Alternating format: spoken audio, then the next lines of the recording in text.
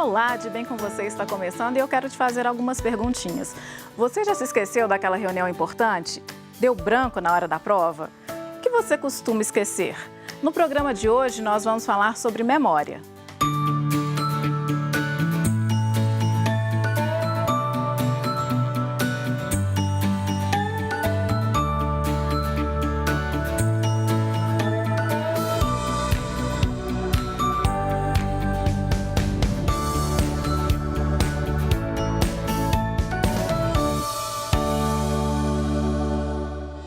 Existem cerca de 86 bilhões de neurônios no nosso cérebro.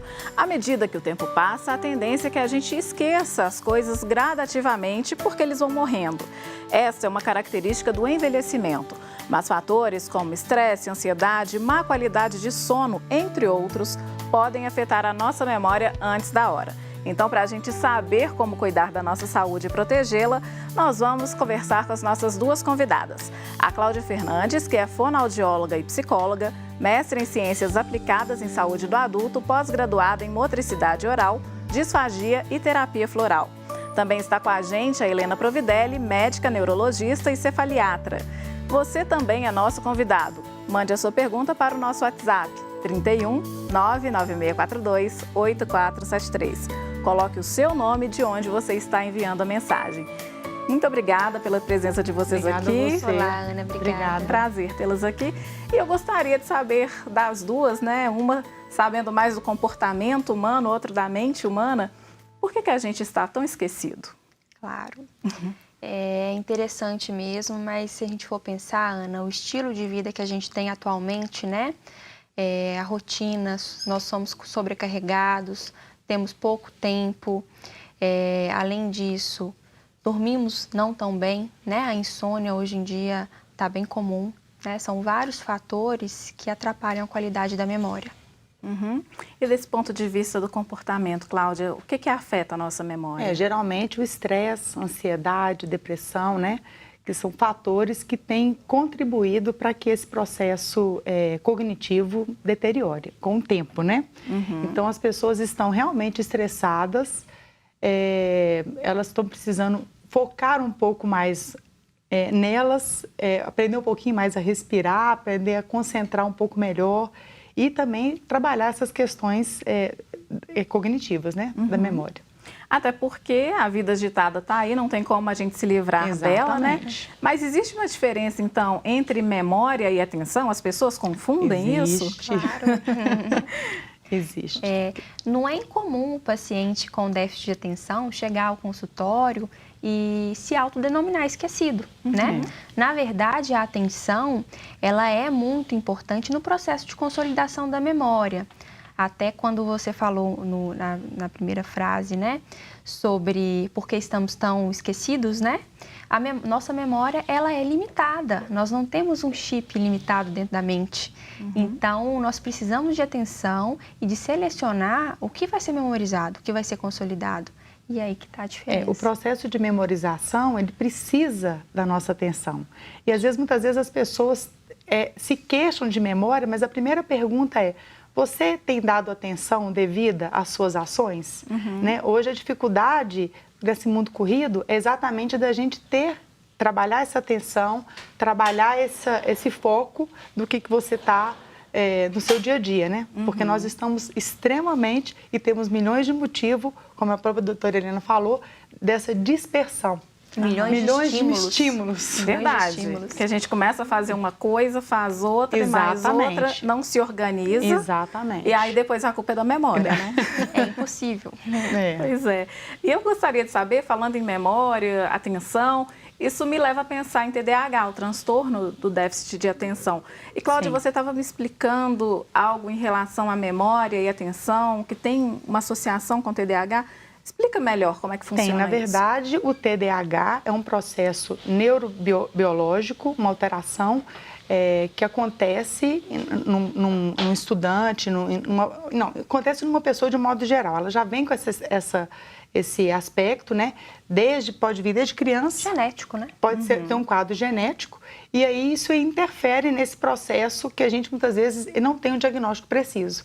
Então a pessoa, às vezes, dependendo das ações, dependendo do comportamento, dependendo desse emocional, tudo isso, às vezes ele tem um diagnóstico tardio por não saber se realmente tem um transtorno de déficit de atenção e hiperatividade. Então, muito adulto aí hoje deve ter sofrido a vida inteira. Com certeza. Foi taxado de uma série de coisas. Hoje em dia, a gente fala muito em déficit de atenção, mas antigamente não. Atualmente tem pessoas que não acreditam, né? Então, o adulto que chega nessa fase sem o diagnóstico, ele já enfrentou uma série de problemas. Sim. Por isso que o déficit de atenção do adulto é diferente do déficit de atenção da criança, né? Ele já vem com várias comorbidades associadas, principalmente ansiedade e depressão. Mas hoje tem acontecido assim, de todo mundo generalizar, né? Tudo é TDAH Também. e tudo é alteração de memória. Então as pessoas já estão aí estressadas, achando que estão com Alzheimer ou então achando que estão com transtorno de déficit de atenção. Então qualquer lapso de memória que a pessoa tenha, às vezes a pessoa já começa a achar que esqueceu um celular, esqueceu uma chave. Tem até um nível de normalidade nisso, né? Porque se a pessoa, desse processo de esquecimento, porque se a pessoa ela também está desatenta onde ela deixou a chave, onde ela deixou o celular, isso aí pode ser um fator, pode ter sido o motivo dela ter esquecido. Se ela está estressada, se naquele dia ela está cansada, né? E outros aspectos emocionais que vão interferir nesse processo também da memória. Nós fomos às ruas, né? E a nossa equipe perguntou para algumas pessoas como está a memória delas. E olha só quais foram as respostas. Mais ou menos, nem tão boa, mas nem tão ruim também, tá dando. Por enquanto tá boa. Memória é boa, eu acho que a gente pode melhorar mais, né? Principalmente buscando, né, as coisas prazerosas da vida, como ler, né? E eu acho que também através da alimentação, atividade física, acho que isso tudo estimula. Eu acho que essa vida corrida da gente, né, faz a gente buscar, às vezes, as coisas mais rápidas, né? E aí, a Ana Paula falou uma verdade, gente? Sim, falou uma verdade, doutora? Com certeza. Com certeza. Sim. Leitura, palavra cruzada, essas coisas todas realmente auxiliam na memória. Auxilia. Estimula a nossa reserva cognitiva. Sim. Me explica isso, reserva cognitiva. O que acontece? Quando você tem bastante estímulo, né? Seja, a gente chama de estímulo cognitivo, mas a gente pode explicar como assim, maior conhecimento. Mais difícil é você mostrar, né, a sua falha, né? Então, quem tem uma reserva cognitiva tem mais facilidade em esconder essas falhas, como se fosse isso. E tem também, ela falou da questão de alimentação, que a gente vai ver mais para frente, atividade física. E aí eu queria falar também de elementos que podem piorar a memória. Por exemplo, cigarro, as bebidas, as drogas ilícitas. Isso entra no rol dos fatores que podem piorar a memória, né? Sim. De que forma que eles atuam e prejudicam a memória?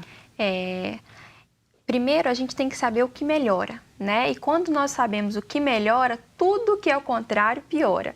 Então, um estilo de vida saudável, você dormir bem, ter uma alimentação balanceada, dieta do Mediterrâneo, que é pouca gordura, bastante frutas e legumes, atividade física, principalmente aeróbica, né? Um estilo de vida saudável. Tudo isso faz bem para a memória. Em contrapartida, se você tem, por exemplo, obesidade, se não tem uma alimentação adequada, se não dorme bem, se é sedentário. Se é tabagista, tem pressão alta, tem algumas doenças que vêm junto, né, nesse pacote, então hipertensão, diabetes, que são doenças que geram processos, por exemplo, de degeneração, né, na vascularização cerebral, dificulta a circulação, e tudo isso contribui para a falha de memória. Então, primeiro a gente saber o que nós fazemos para melhorar, que é ter uma vida saudável. Sim.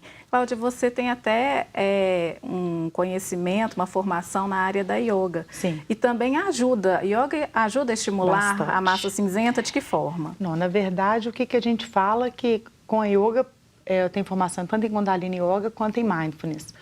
O Kundalini Yoga a gente fala que é o yoga da experiência, né? Então, assim, toda prática, na verdade, quando você aquieta um pouco a sua mente, você, na verdade, aumenta o seu calibre do sistema nervoso. O que é isso?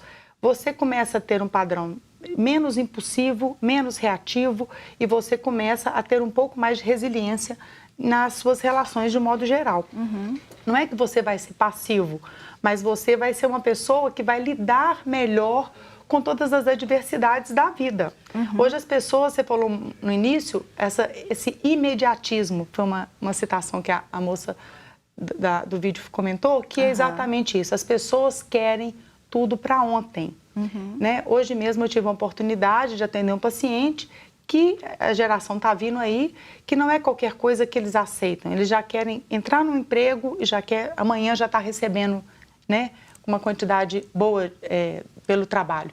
Então, assim, esse imediatismo, essa pressa, né, gera uma certa ansiedade e as pessoas lidam menos com essa dificuldade ligada à frustração.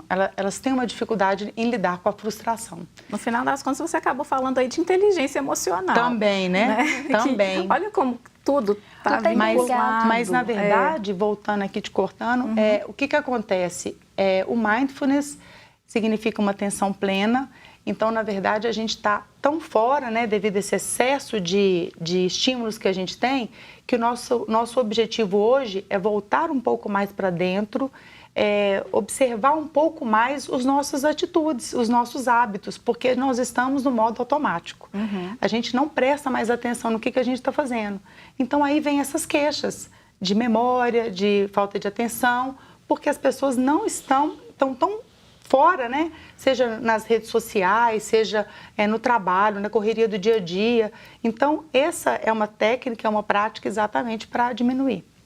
Gente, o papo tá ótimo, mas a gente vai ter que fazer uma paradinha. De Bem com Você vai para um breve intervalo e nós voltamos daqui a pouquinho.